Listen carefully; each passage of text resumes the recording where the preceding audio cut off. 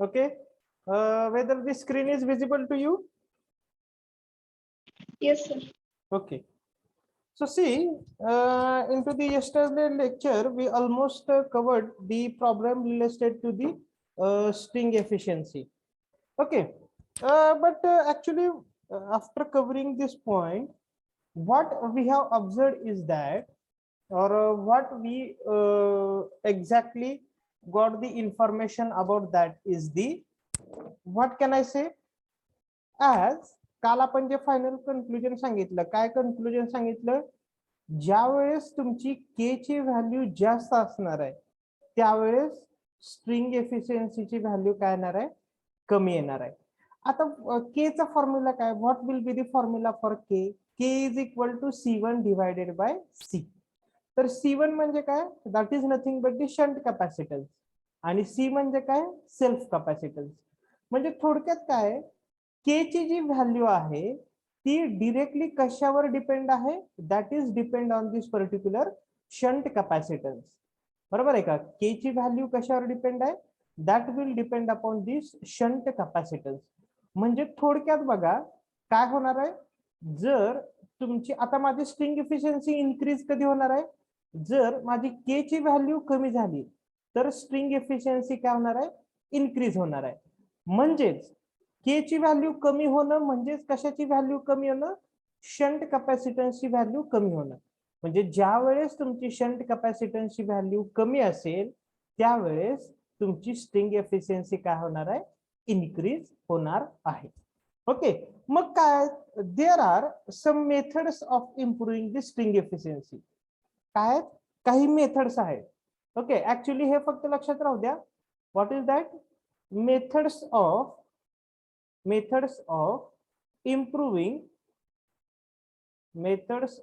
improving string efficiency. Okay, त्यातली पहिली method काय बघा, what is the first method, bye using longer cross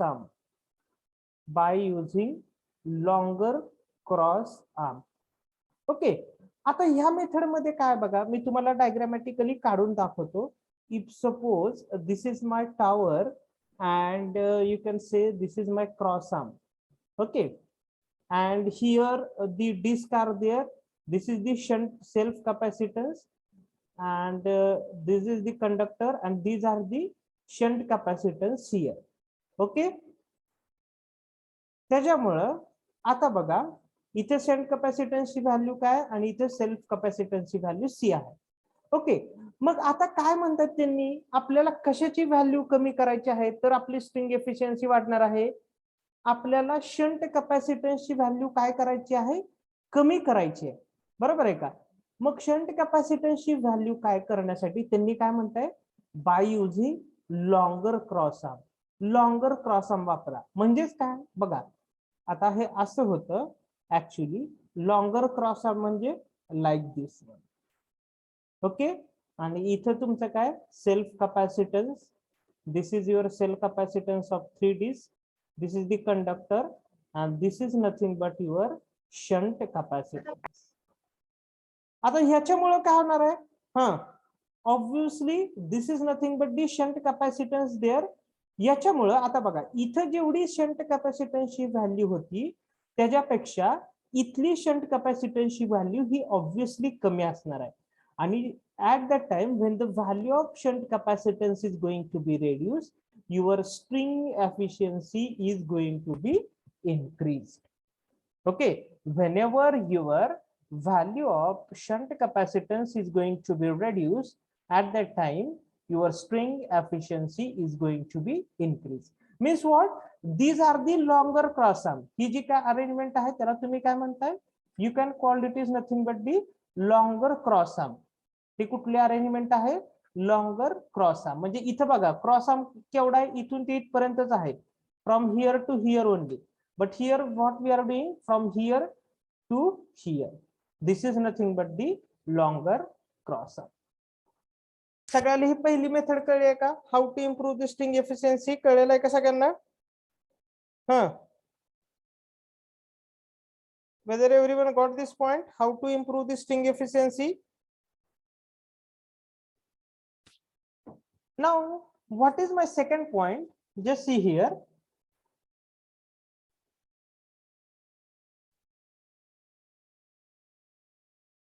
Okay. Now, what is my second point? आता पण ह्यात रिस्ट्रिक्शन काय बघा, ज्यावेळेस आपण लॉंगर क्रॉस आर्म यूज करतो तर आपल्याला रिस्ट्रिक्शन काय, कॉस्टचं पण रिस्ट्रिक्शन आहे आणि मटेरियलचं पण रिस्ट्रिक्शन आहे, बरोबर आहे का? जेवढे तुम्ही लॉंगर क्रॉस आर्म यूज कराल तेवढी तुमची कॉस्ट काय होत जाणार आहे, इन्क्रीज होत जाणार आहे. So there is a what can I say, restriction of what I can say for using of this longer cross arm. Now what is my second method? Now second method ला काय, what is the second method बघा, second method कुठली आहे, by grading insulator. What is that method? By grading insulator.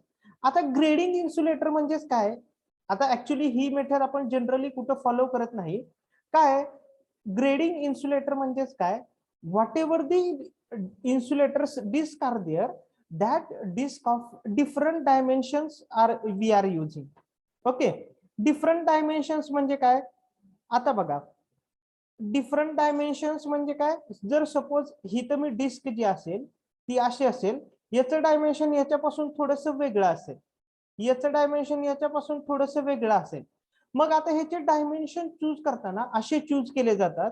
How we are choosing its dimension, that whatever the top unit is there which is having less self capacitance, then whenever we are moving towards the bottom its capacitance is again going to increase.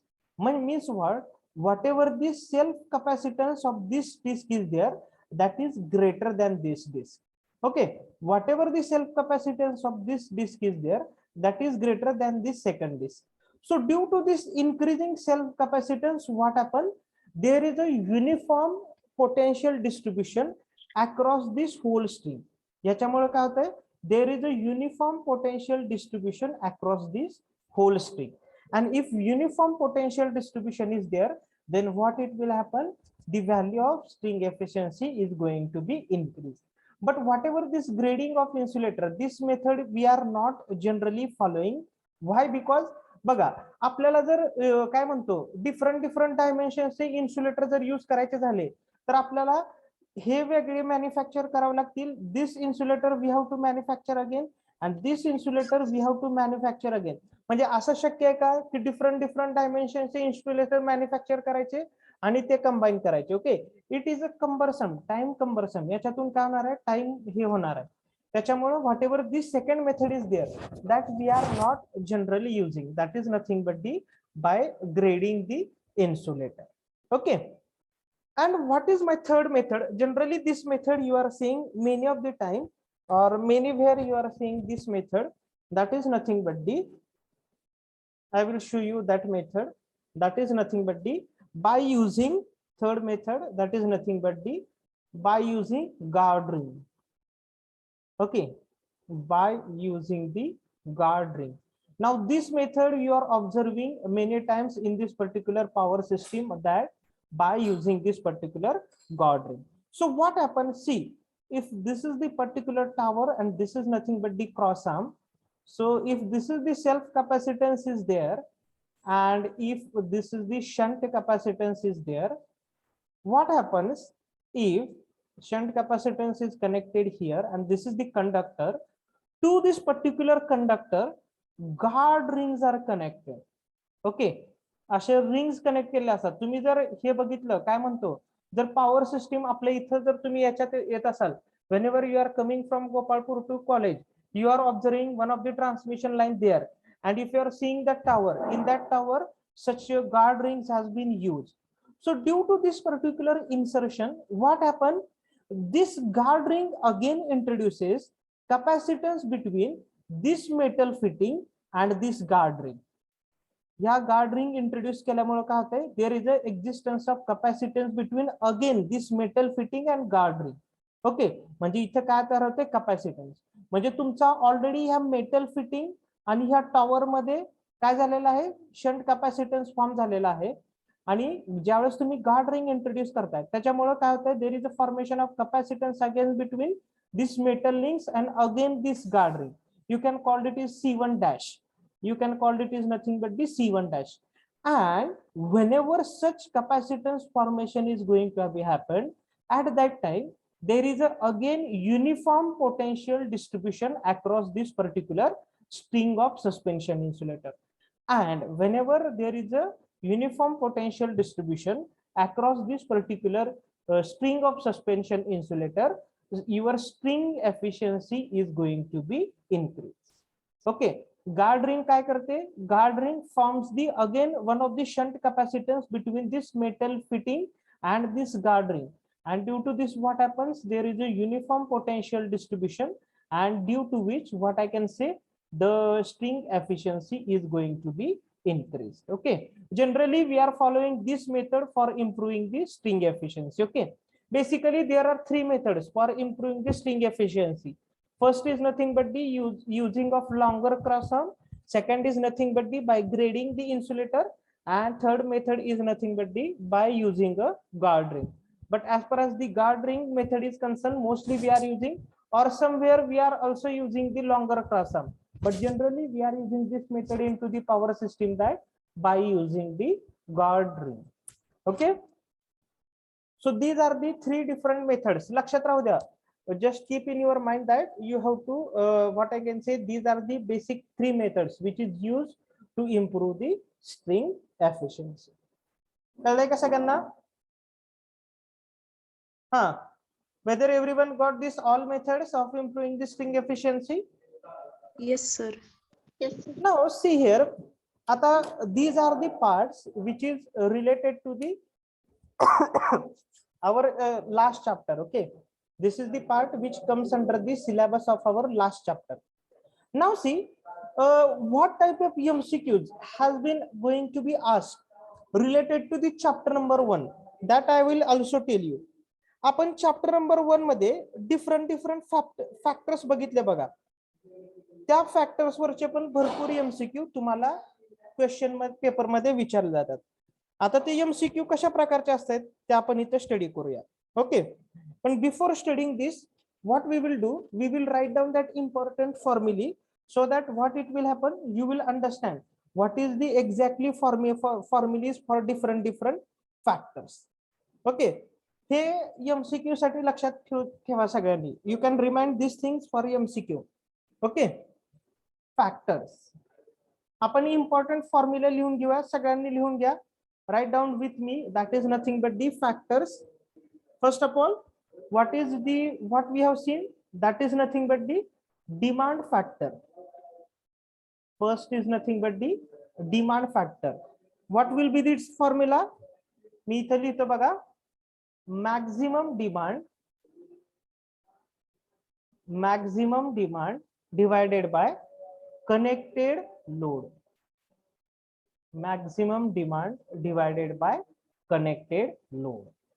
This is demand factor. Now second, write down average load. Second formula, that is nothing but the average load. So how to find out this average load? See, आता जर मला average load हा per day चा find करायचा असेल, एका day चा find करायचा असेल, तर मी कसं करतो बघा, युनिट्स जनरेटेड,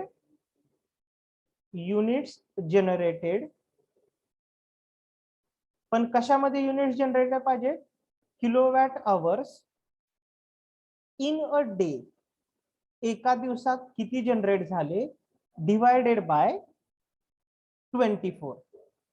Now हे 24, why we have taken this 24? कुणी सांगू शकेल का आपण हे 24 का घेतलंय? एका दिवसाचे तास किती आहेत, hours, that is of what, 24. That's why we are taking. आता जर मला ऍव्हरेज लोड मंथली फाइंड करायचं असेल, मला monthly average load find out करायचं असेल, तर मी काय करणार बघा, सिंपल, युनिट्स जनरेटेड कशामध्ये, किलोवॅट आवर इन 1 मंथ, त्या मंथ मध्ये divided by number of hours. आता नंबर ऑफ आवर्स कसे फाइंड आउट करणार तुम्ही, जर सपोज 30 दिवस असतील तर 30 दिवसाचे नंबर ऑफ आवर्स कसे फाइंड आउट करणार, 30 into 24, that is nothing but the 30 into 24. आणि जर मला इयरली फाइंड आउट करायचं असेल ऍव्हरेज लोड, कसा फाइंड आउट करणार? Same formula, units generated in year divided by number of hours in a year. आता एका वर्षाचे किती दिवस आहेत? 365 दिवस आहेत. याचे तास किती होत आहेत? 365 into 24. So what is that? 24 into 365. सगळ्यांना कळलंय का ऍव्हरेज लोड कसा फाइंड आउट करायचा आहे? येस आता तिसरा इम्पॉर्टंट फॉर्म्युला लिहून घ्या. Third important formula, load factor. Load factor, that is, what is that? Load factor is equal to average demand किंवा त्याला तुम्ही काय म्हणू शकता? Average load divided by maximum demand.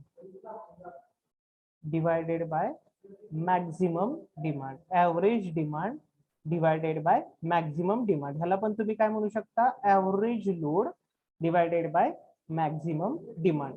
किंवा ह्याचा अजून एक फॉर्म्युला आहे लोड फॅक्टरचा. कुठला आहे बघा? तो इम्पॉर्टंट आहे. Units generated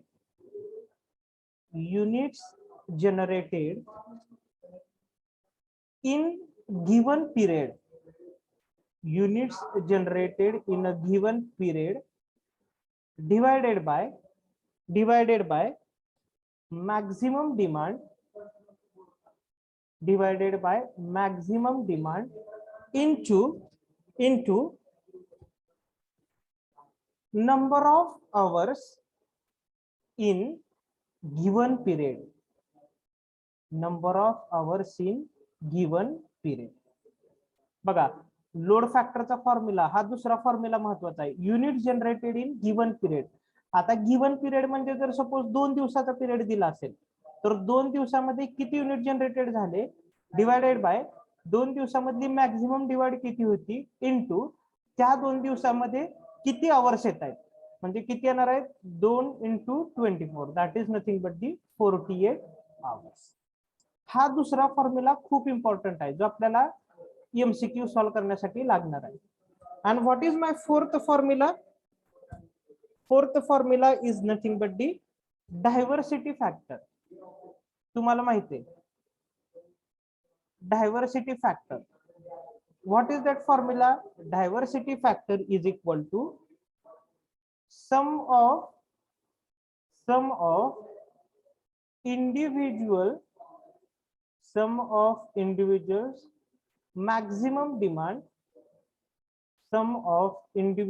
maximum demand divided by maximum demand on that station. Divided by maximum demand on that station. This is the formula for diversity factor. This is the formula for diversity factor. Okay, फॉर्म्युले लिहून घेतले का सगळ्यांनी? Everybody return down this फॉर्म्युले. Yes Okay, now we will see how the different MCQ has been asked based on this point. या MCQ कसे विचारले जातात किंवा प्रॉब्लेम विचारले जात नाहीत पण MCQ कसे विचारले जातात आपण बघूया. Okay, we will see how the MCQ will going to be asked. बघा कसे विचारतात. एक्झाम्पल कसं दिलेलं असते बघा. The maximum demand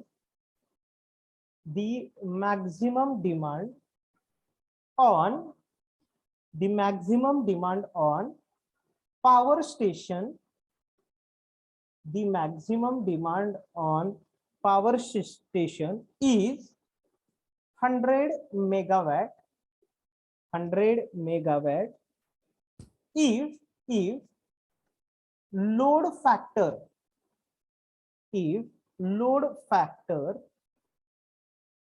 is 40%, calculate calculate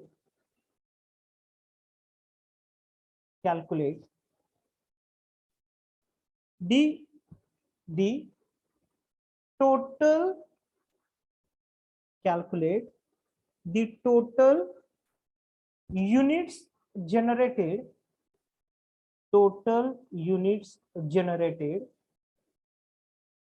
in 1 year बघा आता इथं तुम्ही ज्यावेळेस सोडत आहे त्यावेळेस काय गिवन काय काय लिहून घ्या. आता पहिल्यांदा काय दिलेलं आपल्याला given maximum demand power station वरची काय दिलेली आहे मॅक्झिमम डिमांड किती आहे maximum demand that is of what 100 megawatt. आता जे आपण फॉर्म्युला यूज करतोय ते सगळे कशातले आहेत किलोवॅट मधले. मग ह्याला जर किलोवॅट करायचं झालं तर काय येणार आहे कोण सांगते 100 into 10 to the power 3 kilowatt. बरोबर आहे का whether it is correct? Yes. Now they have given load factor. आता लोड फॅक्टर काय दिलेला आहे त्यांनी 40%.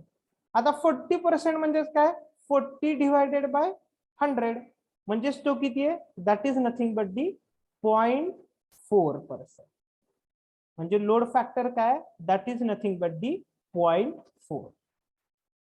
आणि आपल्याला काय दिलेलं आहे गिवन टाइम पिरियड किंवा किती इयर दिलेला आहे how many year we have to find out for 1 year.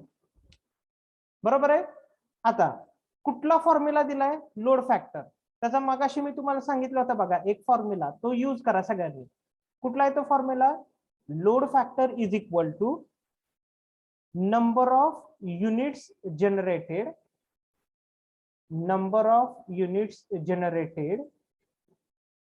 in given period divided by maximum demand into what number of hours for given period.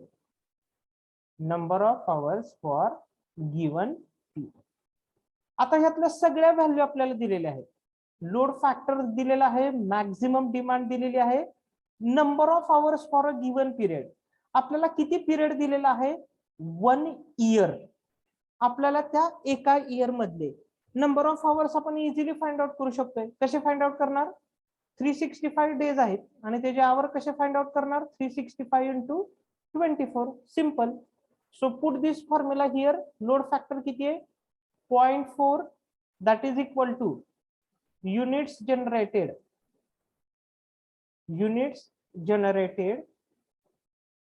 divided by maximum demand किती आहे 100 into 10 to the power 3 into number of hours किती आहे एका इयरचे 24 into 365.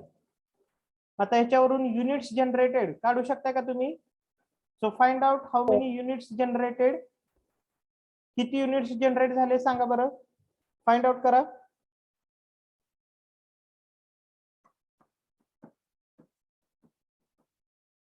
कॅल्सी आहे सगळ्यांकडे you can find it on कॅल्सी.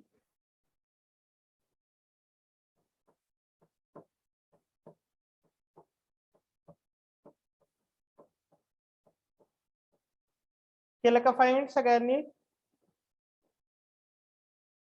In 10 to the power येणार बघा हे खूप मोठे युनिट्स येणार म्हणजे खूप मोठा आन्सर येणार आहे याचं.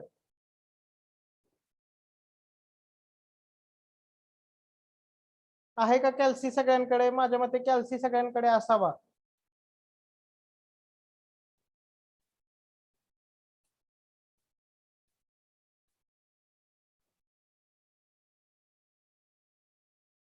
किती येते आन्सर काढले का कोणी. okay see my answer is like this one what that is nothing but the 3504 into 10 to the power 5 These are the units generated which is measured in kilowatt hour. आलंय का सगळ्यांचं एवढं आन्सर? Yes sir. ओके. म्हणजे आता MCQ मध्ये हे असं आपण तुम्हाला एमसीक्यू मध्ये काय करावं लागणार आहे, या व्हॅल्यू ठेवून लगेच तुम्हाला आन्सर फाइंड आउट करावं लागणार आहे. म्हणजे कुठल्या व्हॅल्यूज गिवन आहेत ते तुम्हाला लिहावं लागणार आहे आणि त्या व्हॅल्यूज तुम्हाला पुट करावं लागणार आहेत आणि आन्सर काय करावं लागणार आहे, फाइंड आउट करावं लागणार आहे. Okay. So just write down within a 2 minutes. We can go for next MCQ so that आपण पुढच्या MCQ ला जाऊयात लगेच.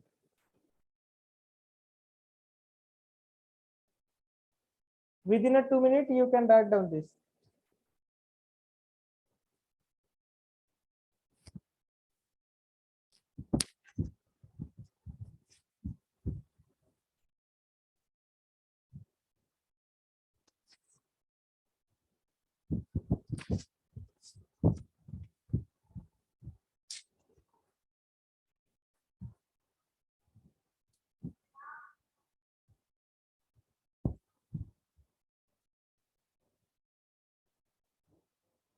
लिहिले का? कंप्लीट केलं सगळ्यांनी?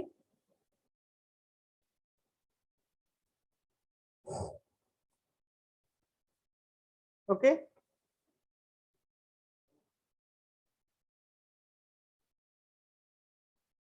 तुम्ही मोबाईलवर स्क्रीनशॉट काढून घेतला तरी चालेल, no problem for that. Okay. आता पुढचं बघा एमसीक्यू. पुढचे एमसीक्यू कसं दिलेलं आहे बघा. generating station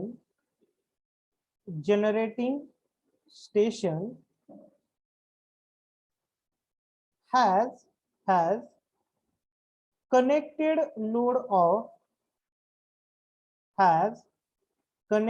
load of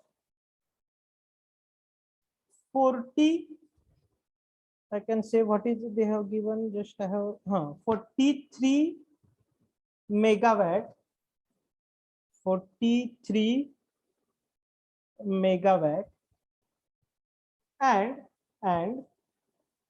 maximum demand is 20 megawatt,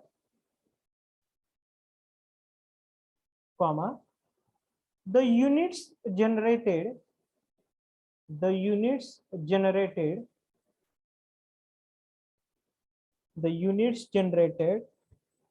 are 61.5 into 10 to the power 6 per year, full stop. Find first demand factor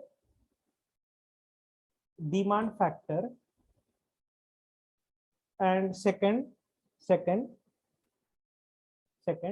load factor. Second काय find out करायचं आहे, लोड फॅक्टर. बघा आता इथे काय काय दिले गिवन मध्ये आपण लिहूया. काय काय दिले, what is given here. First of all connected load दिलेला आहे. कनेक्टेड लोड किती दिलेला आहे, 43 मेगावॅट. त्याच्यानंतर मॅक्झिमम डिमांड किती दिलेली आहे, मॅक्झिमम डिमांड 20 मेगावॅट. त्याच्यानंतर युनिट्स जनरेटेड पर इयर दिलेत. युनिट्स जनरेटेड पर इयर किती दिलेलं आहे, 61.5 into 10 to the power 6 per year. Okay. आता काय, first of all demand factor. Simple formula demand फॅक्टरचा, स्ट्रेट फॉरवर्ड फॉर्म्युला आपण मगाशी लिहून घेतलाय. काय, demand factor is equal to maximum demand divided by connected load. Maximum demand divided by connected load.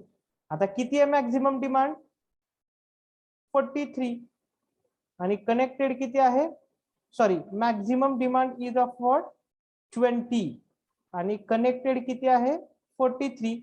आता ह्याला मेगावॅट करण्याचे किलोवॅट करण्याची गरज आहे का? कारण बघा इथं पण मेगावॅट आहे आणि इथं पण मेगावॅट आहे. दिस megawatt nullify each other. So 20 divided by 43. किती येतोय demand factor? How many it is? That is nothing but the 0.465. बरोबर येते का? असं येते का? 0.415 येते का? 465 येते? 465. हा 0.465 डिमांड फॅक्टर. आता लोड फॅक्टर बघा, मगाचाच फॉर्म्युला यूज करा. लोड फॅक्टर साठी काय येणार आहे? नंबर ऑफ युनिट्स जनरेटेड दिलेला आहे का? दिलेला आहे. मॅक्झिमम डिमांड दिलेली आहे का? दिलेली आहे. आणि एका वर्षाचे तास आपण काढू शकतो. सिंपल यूज करा. Number of units generated divided by, just a minute, I will put the charging for laptop.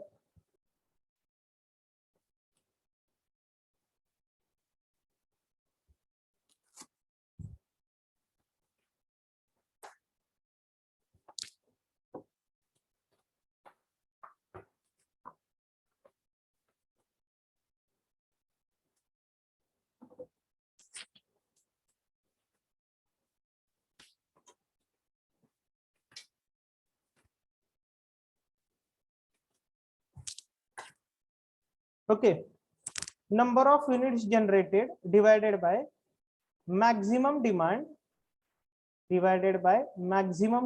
into काय? number of hours in given period. आता पिरियड किती दिलेला आहे? एका वर्षाचा दिलेला आहे. फॉर्म्युले पुट करा आता तिथं. Number of units generated. आता ह्याचं युनिट दिलंय का? Number of units generated kilowatt hours मध्ये. म्हणजे कसं येणार? 61.5 into 10 to the power 6 kilowatt hour divided by. आता मॅक्झिमम डिमांड कशामध्ये आहे? ती मेगावॅट मध्ये. पण आपण इथं number of units generated kilowatt मध्ये घेतोय. म्हणजे ह्याला काय करायचं? 20 into 10 to the power 3. That is nothing but your maximum demand into एका वर्षाचे आवर्स किती होत आहेत? 24 इंटू 365 डेज. आणि एका काय म्हणतो त्याला? एका दिवसाचे तास किती आहेत? 24. असे 365 दिवसाचे 365 इंटू 24. आता बघू लोड फॅक्टर. सांगा तुमच्याकडून व्हॅल्यू एक्सपेक्टेड. आता किती येते लोड फॅक्टरची value? Tell me what is the value of load factor? 0.3510. 0.3510. Correct. 0.3510. ह्याला पर्सेंटेज मध्ये लिहायचं असेल तर कसं करणार? Multiply by 100. म्हणजे काय येणार आहे? 35.10%. This is nothing but the load factor and this is nothing but the demand factor. Okay, कळलेलं आहे कसं करणार? कशा प्रकारचे एमसीक्यू येतात? Everyone got the idea how the MCQ is going to be asked to you? फक्त ह्यात थोडंसं तुम्हाला काय करणं गरजेचं आहे? काळजी काय घ्यायची तुम्हाला? तुमचं कॅल्क्युलेशन करेक्ट यायला पाहिजे बरं का. थोडंसं तुमचा कॅल्सीवरचा स्पीड एकदम व्यवस्थित पाहिजे. तर आणि तरच काय होणार आहे? तुमच्या व्हॅल्यूज जरा आहेत त्या करेक्ट येणार आहेत. कळलंय कसं करणार? Okay, so C